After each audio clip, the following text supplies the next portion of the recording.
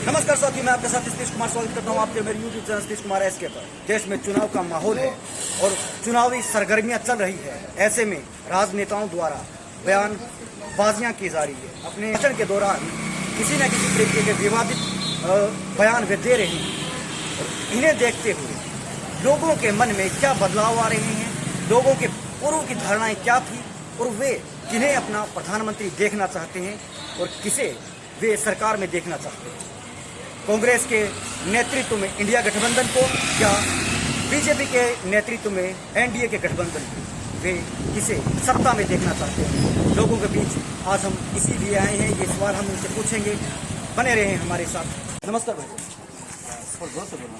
नमस्कार। क्या नाम है आपका? शाहरुख खान। क्या बात, बॉलीवुड के बेताज बादशाह हमारे साथ है। अच्छा शाहरुख भाई, ये बताइए कि अभी चुनाव का माहौल चल रहा है और एक तरफ बीजेपी के नेतृत्व में एनडीए गठबंधन है तो दूसरी तरफ कांग्रेस के नेतृत्व में इंडिया गठबंधन है, या कहे एक तरफ राहुल गांधी है, दूसरी तरफ नरेंद्र मोदी है। और गठबंधन की बात करें तो इंडिया और एनडीए है। तो आप किसी देश का प्रधानमंत्री बनते हुए देखना चाहते हैं? राहुल गांधी को। राहुल गांधी को क्या कारण है कि आपको राहुल गांधी? राहुल गांधी अच्छा आदमी है, मोदी से बहुत अच्छा आदमी है। मोदी देश के अंदर भूखमरी पैदा कर दी। तो जब मनमोहन सिंह का राज था, जब सबके पास पैसे थे, अच्छा कारोबार चल रहा था, जब से मोदी आई है भूखमरी लूटमरी बहुत ज़्यादा हो गई है देश में। इसीलिए राहुल गांधी को हम चुनना चाहते हैं। अच्छा ये बात ठीक है, लेकिन एक बयान, कभी भी किसी भी देश की राजनीति में ऐसा नहीं हुआ कि किसी देश का प्रधानमंत्री कोई इस तरीके का बयान दे। लेकिन हमने पिछली बार सुना, अभी पिछली दिनों हमने सुना प्रधानमंत्री के मुंह से घुसपैठिए, मंगलसूत्र छीन ले जाएंगे। क्या आपको लगता है कि किसी भी देश के किसी भी बड़े नेता को इस तरीके की भाषा शोभा देती है? उसको बोलना नहीं आता, जो आता मन में भर देता है। वो जो पढ़ा लिखा होता है देश का प्रधानमंत्री वही अच्छा होता है। उनको क्या पता है देश का प्रधानमंत्री कैसा होता है। देश में पूरे अडानी अंबानी को सबको बिजनेस ये इनको ही कराना चाहता है, गरीबा को बिजनेस खत्म करना चाहता है। नमस्कार सर। नमस्कार जी। क्या नाम है आपका? मेरा नाम विजेंद्र कुमार है। अच्छा विजेंद्र जी, ये बताएं कि अभी चुनाव चल रहा है, आप इसको देख रहे होंगे। बिल्कुल जी। क्या लगता है किसकी सरकार बन रही है? सरकार तो देखो जी प्रधानमंत्री नरेंद्र मोदी की बन रही है। स्पष्ट बहुमत या एनडीए का? एनडीए का मिला के बन रहा है। आप एनडीए का। अच्छा ये बताएं कि आपकी पसंद क्या है? देखो जी, एक टाइम था तब पसंद बीजेपी थी, लेकिन आज क्या है कि ये लोग जातिवाद का जहर घोल रहे हैं। इस वजह से हम टूट कर बिखर चुके हैं और पार्टी चेंज कर रहे हैं। अच्छा इसी पर बात मैं करना चाह रहा था कि क्या ये जायज है कि एक कुर्सी के लिए जो सदियों का भाईचारा है देश में, उसके लिए बयानबाजियां करना, ऐसे कहना कि घुसपैठिए, मंगलसूत्र छीन ले जाएंगे, वो बिल्कुल भी जायज नहीं है। अच्छा मुद्दा धर्म संप्रदाय जातियां होनी चाहिए या रोजगार होना चाहिए?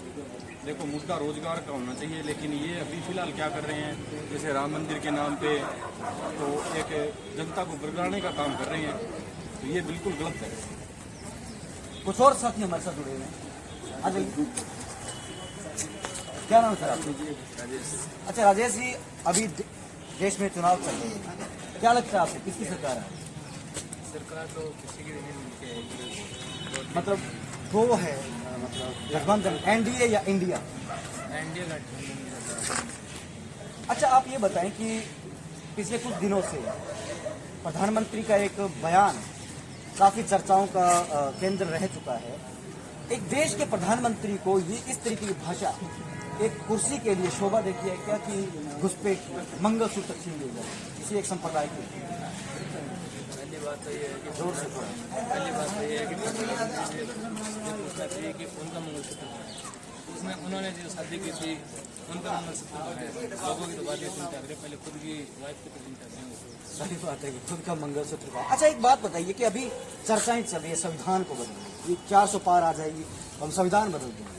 बेसिकली जो फोकस है वो है आरक्षण को खत्म। क्या आपको लगता है कि ये संविधान बदला जाना सही पर आगे? ये इनकी मनोवादी सोच है और ये सोच बार बार भरोसा करते हैं, पर इनका कभी ये मनसूबा पूरा नहीं है। हमें लगता है कि ये मनसूबा कभी पूरा नहीं होगा इनका। इस देश का लोकतंत्र बचा रहेगा? दूसरी पार्टियां कोशिश करेंगे बचाने की, ऐसा है कि बचा ही रहेगा। अगर गठबंधन आ जाता है, इनका स्पष्ट बहुमत नहीं आता है तो बच जाएगा। कुछ और नौजवान हमारे साथ जुड़े, हम इनसे बात करते हैं। क्या नाम है आपका? सुरजोर से। अच्छा रोहित जी, ये बताइए, अब चुनाव आप देख रहे हैं कि दो गठबंधन एनडीए और इंडिया, क्या लगता है कौन आ सकता है? एनडीए।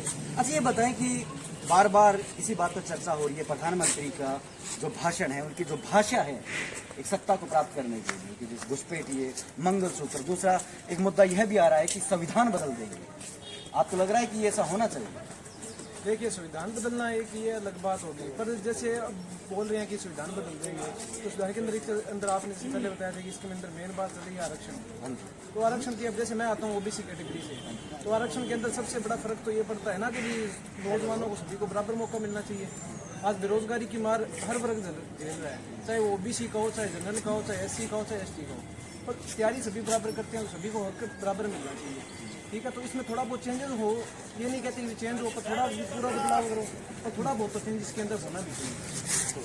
अच्छा, आपने बराबरी की बात की, आप कह रहे हैं आप खुद ओबीसी वर्ग से आए, 27% तो आप भी लिए बैठे हैं। 27% हम लिए बैठे हैं, तो हमारे तो मेरिट भी फिर जनरल के बराबर ही जाती है। जनरल के ओबीसी के मेरिट में कितना डिफरेंस रह गया? कोई ज़्यादा डिफरेंस ही नहीं रहा। वो उसमें आबादी की आपकी संख्या कितनी है? तो ओबीसी के अंदर 27% आरक्षण है, तो उसके अंदर कास्ट भी ज़्यादा हो गई।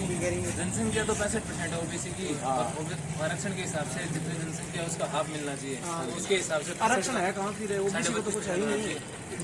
अच्छा, तो आपका कहने का मतलब आरक्षण खत्म किया जाना चाहिए? आरक्षण खत्म ना हो तो फिर भी इसके अंदर कुछ ना कुछ संशोधन होना चाहिए। ओबीसी के लिए होना चाहिए। ओबीसी के लिए नहीं कह रहा मैं, कह रहा हूँ चाहे जनरल के लिए हो, चाहे ओबीसी के लिए हो, चाहे एससी एसटी कोई भी वर्ग हो, सभी को समानता का अधिकार है। क्यों?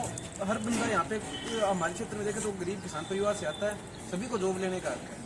वो सभी जो आते हैं तैयारी करते हैं, घर वालों के पैसों के ऊपर तैयारी करके सपने देखते हैं भी बड़े लोग बनेंगे, बड़े पोस्ट पे जाएंगे, पर क्या करें लास्ट के अंदर पोजीशन आके रखती है एक बंदे की, वो है एक आरक्षण के आधार। तो जनसंख्या ज़्यादा होगी इसके अंदर, ओबीसी के अंदर देख लो आप आरक्षण के हिसाब से। देखिए, एक मेरा एक सवाल है, एक ऐसा समाज जो पिछले 5000 सालों से दमित है, शोषित, वंचित, दलित, पीड़ित है, ठीक, उसमें बहुत से लोग बड़े पदों पर हैं, लेकिन उसका जो बहुसंख्यक वर्ग है, जो आरक्षण होते हुए भी उसका लाभ नहीं ले पाता है, जो आपसे भी नीचे का है, आर्थिक स्तर पर भी, सामाजिक स्तर पर भी, तो उस पर आप क्या कहेंगे? देखिए, मैं यही कहना चाहूँगा कि आरक्षण को अगर जैसे बात करें, आपने बोला कि भी इतने सालों से आरक्षण का फायदा नहीं ले पा रहे हैं, तो आरक्षण उनके पास था, फायदा उनको आज अगर हम बड़ी पोस्ट के ऊपर देखें कोई भी, तो आरक्षण के आधार पे देख लो आप भी बड़ी पोस्ट के अंदर जैसे निम्न वर्ग के लोग हैं, जिसको निम्न वर्ग के अंदर पहले काउंट किया जाता था, आज वो अच्छी पोस्टों के ऊपर है। ठीक है, और दूसरी बात मैं कहना चाहूँगा कि आरक्षण का आधार जातिगत ना होकर आर्थिक स्थिति होनी चाहिए बंदे की।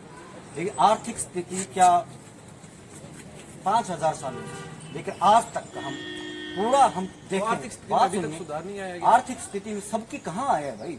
5% में भी सुधार नहीं है। सामाजिक स्थिति के आधार पर ही हमें आरक्षण दिया गया है। अब देखो, पूरे देश का तो हम, अब ये है कि भी स्टूडेंट है, पूरे देश का तो हम काउंट कर नहीं सकते। हम यही है कि भी अपनी तैयारी के साथ अपने एरिया के अंदर, अपने आसपास के अंदर ही देखते हैं भी हर वर्चुअल बंदा अगर अपने एरिया के अंदर देखे तो उस हिसाब से उसको पता चलता है कि क्या चेंजेस है, क्या कुछ चेंज नहीं है। तो देखे तो अब जैसे मैंने मेरी एरिया के अंदर मैंने ऑब्जर्व किया है ये चीज़ कि भी सबकी प्रोग्रेस हुई है, ऐसा कोई नहीं है अभी जिसकी प्रोग्रेस नहीं हुई है। पिछले से 5000 सालों की बात कर लो। अब जैसे ये है कि मैं मेरे आसपास में देखता हूँ तो हाँ आरक्षण का इफेक्ट पड़ा है, प्रोग्रेस हुई है, लोगों की अच्छी बड़ी प्रोग्रेस है। तो इसके अंदर आर्थिक आधार के ऊपर अगर आरक्षण दिया जाए तो ये कोई ज़्यादा गलत बात नहीं होगी। नहीं, आर्थिक आधार पर आरक्षण नहीं दिया जा सकता क्योंकि संविधान हमारा सामाजिक आधार पर है। दूसरा, संविधान हमारा इसे सामाजिक आधार पर करता है। दूसरी बात, जब हम सामाजिक आधार की बात करते हैं, असप्रसरता जिसे बोलते छुआछूत या जो जातिगत भेदभाव है, आपकी नजरों में क्या वो भारत में खत्म हो गया? जातिगत भेदभाव खत्म नहीं हुआ है, पर डॉक्टर भीमराव अम्बेडकर साहब ने ये भी बात भी बोली थी कि जातिगत भेदभाव ये खत्म होना चाहिए। हमारे संविधान के अंदर आर्टिकल 14 से लेकर 18 तक ये जातिगत भेदभाव में खत्म करने के लिए भी बात हुई है। ये इसके एक्ट भी है, लेकिन क्या खत्म होगी क्या? कितना कम हो गया, पहले से कितना ज़्यादा इफेक्ट हो गया। ये चीज़ देखो ना, हमारे एरिया मेरे एरिया के अंदर नहीं देखा, ये बिल्कुल नहीं देखा अभी तक। जैसे मानूँ मैं अगर 18 साल का हूँ, उसके बाद से मैंने आज तक नहीं देखा। कास्टिज्म खत्म देश में नहीं हुआ है, ऊंच नीच का भाव अभी भी है। जब तक ये भाव रहेगा, आरक्षण तो जाहिर सी बात है वो रहेगा। आप इस पर क्या कहें? आगे आरक्षण आरक्षण कभी नहीं, आरक्षण खत्म होना भी नहीं चाहिए, क्योंकि जो दबा कुचला है वो दबा कुचला ही रह जाएगा। उसको उठाने के लिए आरक्षण जरूरी है। बिल्कुल। आ जाओ माता जी, आ जाओ। सरकार बनाने सरकार बनाने कुछ और युवा साथ जुड़े, हम इनसे बात करते आ जाओ। अच्छा, अभी चुनाव चल रहे हैं, किसे देख रहे हैं? सरकार, मेरा तो यही मानना है कि तो सरकार किसी क्या हो, लेकिन विपक्ष बहुत मजबूत होना। बस विपक्ष मजबूत होगा तभी अच्छा विकास होगा और रोजगार की बात होगी। तानाशाही नहीं होगी। बिल्कुल तानाशाही 1% ही नहीं आने चाहिए। बिल्कुल मेरा मानना है कि 10 या 15 सीटों पे अच्छी टक्कर और गठबंधन की सरकार बने और सबसे ज्यादा रोजगार को ध्यान में